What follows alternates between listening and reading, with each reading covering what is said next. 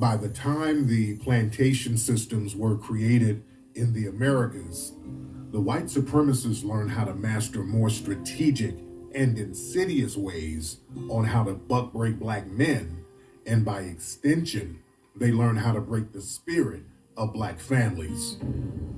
Because in the patriarchal context, the male is considered the strength. And so if you break the male, then you break the woman and you break the children. So when I think of buck breaking, I don't solely think about just the male per se. And we have to understand that it also wasn't just sex either.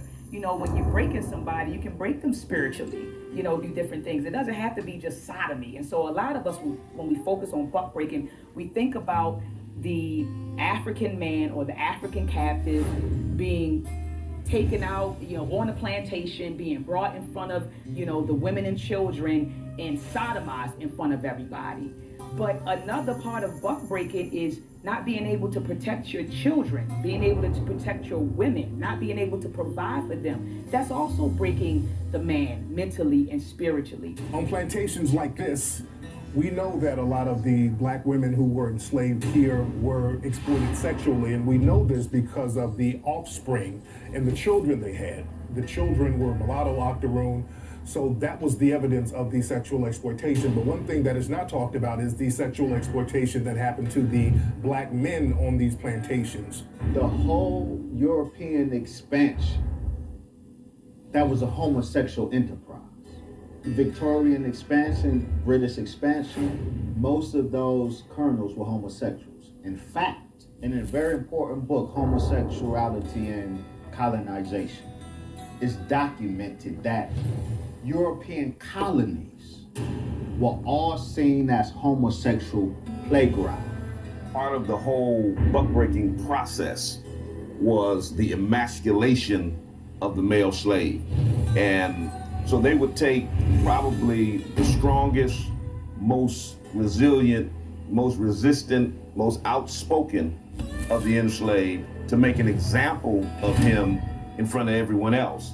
And part of making that example of him was to go through a process of complete and total humiliation, which included public flogging, which included actual rape. As men, they would actually tie our hands down, spread our hands, spread our legs, and they would physically rape us. Slave masters would rape black men in front of his entire family, sometimes in front of the whole plantation. They'd bring them all out. The bigger the black man, the stronger the black man, the more they would rape them, the more they would buck them, just to make sure that none of them would be inspired to do anything to fight back. There's a lot of evidence of the white slave owners who were practicing sodomy against the black males. You had people like Thomas Thistlewood in Jamaica who talked about some of the black men who were sodomized out there. It comes with an admission on both sides. You know, the black man doesn't really want to admit that he was in such a weakened state that he was able to be, you know, buck broken by the slave master. During antebellum slavery, around that time, homosexuality was still illegal, but you had a lot of white men who would practice it, especially on the enslaved people that they had on their plantations. And they would also have relations with each other that was very covert, and a lot of people didn't know about it. There was one white slave owner, James Hammond. He had diaries that are infamous, and there's a book about his diaries and his life where he sent a letter to another slave owner, Thomas Withers, and they were having a gay relationship with each other, and Hammond was a known pedophile at the time. He molested some of his own nieces. So we know some of the things that he was doing to the black people, especially the black men on those plantations. It was continually a process of making sure that there was no energy to do anything against me. You're not going to fight me. Why? Because I just destroyed your champion. I just destroyed your man. I just destroyed your father, your brother, your uncle, your grandfather. I destroyed him. And he's your protector because you are consciously and culturally imbued with the idea that the man is the protector and the provider. So if I destroy your protector and your provider, you will become my slave by default. The white LGBT community, they've always had an anti-black sector of their society that has always negatively targeted black people. Lord Cornbury, going back into antebellum slavery, Cornbury was one of the first governors of the province of New York and New Jersey. He was a transgender. This was a person who dressed like a woman. And also, this was the person who helped expand slavery in the United States against black people. The process of feminizing the native culture was to sodomize the male, because the white man has a sick paradigm that the only homosexual is the one who's being sodomized, but the sodomizer retains his masculinity. There's a sickness that they act like if you're not the receiver, that it's not gay or some shit like that. But listen, if your dick is getting hard for another man, you gay. Even if you're just thinking about it, you don't even have to do the act. Like, if you think about it and you get that little twinge, oh, you gay, motherfucker. Like, make no mistake about it. They had whole farms. They had buck-breaking farms on multiple areas. Jamaica is one. They had them in different other islands all throughout America, of course, where they would make sure, and a buck, so we can understand, is a male horse. You know, you're dealing with male animals, particularly a buck, male deer, etc. But they refer to us as a buck because we are like an animal, a horse. Put us in stables. They would actually take the horses out of the stables, put black men in the stables, and then bring women into each stable just so we can have sex with them and get them pregnant for a number of purposes to create more slaves. I got some young men on the stand, and I'm using man loosely because that's a status. How do you support yourself, young man? Yo, Yana, with due respect, I got 4 ladies take care of me. They give me anything I want. They think I need. I got 2 of them with good jobs. One get a crazy check, the other one get AFDC. They takes care of me. See, well, what about what you do? Well, I smooth them out. What do you do? Well, that's what I do. That just sounds like gigolo action, but see, you've been programmed to think that way. You're like a slave on a plantation. The buck who gets rewarded for knocking up all of the fillies on the plantation so master can have larger herds of livestock. I literally have a branch of my family where the men, you know, you put someone's testicles, how big they are, and you let that guy be a breeder and give him a silver dollar for every child age that's pregnant. Whereas I can get the unlimited sex being, I guess, sort of fun. If that man had any connection to any one of those women or any of those children that would come from a union, he has to depersonalize that because it's work.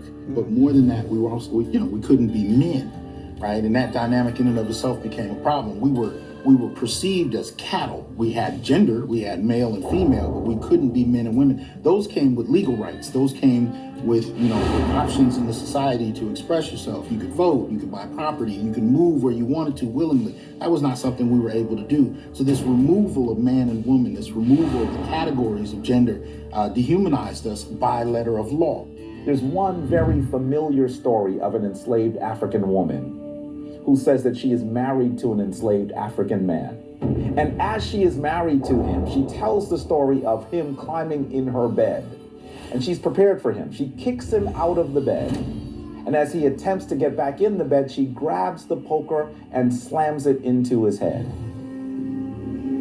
Often that story of this man whose name is Rufus is told as if he is a sexual exploiter, as if he's a rapist. But we need to think more deeply about how the system controlled Black sexuality, how it undermined Black womanhood, and even really undermined Black manhood. He did not marry her out of choice. This was part of the crude slave breeding system. He was being forced to engage in relationships with this woman. At one point, there were documents where the U.S. government took audio recordings during the 1930s and the 1940s of Black people who were former slaves. And a lot of them recalled during slavery, they were degendered to a certain degree, meaning that their individual sexuality was not recognized. The Black boys and girls were all treated interchangeably. And a lot of the Black males, when they were children, they said that they had to wear dresses. They would put everybody in dresses. And that was a way to degender and to dehumanize a group of people. If you don't look at them as a gender or what their gender is, and you just make them interchangeable, you can dehumanize them to a certain degree. And that was a very common thing during slavery, the degendering of black people. From what I've read, like the workloads were the same. Like we had to still do the same thing regardless if I was a woman, if I was pregnant, or whatever the case may be. I still had to do the same thing. Like the work was still required if we were out in the field, you know? So the only times my sexuality or my femininity would be acknowledged would be to fulfill the lust of the slave master. So that's what we become to base femininity to, is sex, because that's the only time we were able to show any type of femininity. Peter Sawali was another black man who was buck broken during the antebellum slavery time period. He was up in New York, and he was a black man who would cross-dress, put on women's clothing, women's wigs, and he would prostitute himself, and he would also get white males and take them in alleys and finesse them and pickpocket them. And he went to trial out there. There was another infamous case with him. A lot of his victims didn't want to come forward because they were embarrassed to find out that the person who finessed them and robbed them was a black man pretending to be a woman. The media at the time gave him the nickname Beefsteak Pete because he had male genitalia and he was pretending to be a woman. The whitenized version of Christianity that they had been taught, and incidentally, religion was used as a process of buck breaking because it was used to basically make us more docile and more submissive. They would basically cherry pick scriptures and feed them to you. They would create a slave Bible that took out any references to justice and to freedom. And they would have these preachers go and preach messages about slaves being obedient to your masters, obeying masters. That's how Nat Turner started out. If you go to the Bible Museum, it's not far from here. They used to have the slave Bibles. Black folks were taught that they needed to be broken and slaves to white people. They had a little perverse Bible. The fundamentals of them allowing blacks to go to church in America is accepting whatever bad happened to them as God's will. The speech given by Sojourner Truth, "Ain't I a Woman?" that was based on the degendering of the black man and the black woman. She talked about how she had to do the same type of work as a man. Ain't I a woman? I got to go out here and pick the cotton like a man. Ain't I a woman? Because she was responding to the white feminists talking about women's rights. So she was being critical of the white feminist movement. But the white feminist movement, they've taken that "Ain't I a Woman" speech and flipped that as if she was talking for women's rights, and Sojourner Truth was talking about the rights of all black people, and she was talking against the ungendering of black people. White supremacy is a mom and pop operation. A white mom and a white pop kick the rest of us in the ass. They steal our labor, they've exploited us, and they do it together. Now, how they get along once they get the proceeds in the big house, sipping mint juleps and having affairs and all, that's a different issue of how they fight each other. But ultimately, white lesbian feminism and white male supremacy are two wings on the same bird. At some point, you had just as many white female slave masters as white male slave masters, and they were just as brutal as them. You know, some of the males on the plantations, they were raped by white female masters. And I know some people might think that that's odd to hear that a man got raped. But, you know, it was unconsensual sex, so it was rape. And so that's a part of buck breaking as well. Right now, we are in the French Quarters area of New Orleans, and we are right in front of the Madame Lillery mansion. Madame Lillery was a very infamous slave owner who was known for torturing the enslaved foundation of black Americans right in this very mansion. She was known to chain some of the enslaved people to stoves and starve them for weeks on end.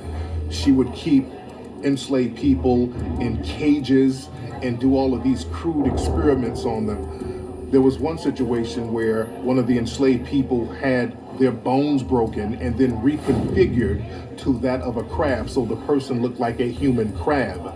This woman also conducted crude sex change operations on the enslaved foundation of black Americans here. Her torturous ways became so brutal. There was a very young black girl who was enslaved in this mansion. She tried to escape Madame Lillery, and this little girl jumped out of that top window behind us and killed herself. men could be the victims of rape as well, and it was a lot that happens. And even with like some of these white women, you know, they like to put on this trope that black men were just these savages, these brutes who couldn't keep their hands off of them, when it was the opposite. They were so much attracted to our men, and the men were not able to turn them down and refuse them, you know. So it goes both ways. We were both basically objectified to the point where masculinity and femininity at its core is just sex at this point. After the black girl jumped out of that window, the city of New Orleans and the people found out about the crimes and the horrific torture chambers that were going on in this house, and they ended up running Madame Lillerie out of New Orleans. Now, you have to be extremely horrific that white people would run a slave owner out of the city because of the cruelty to the enslaved black people.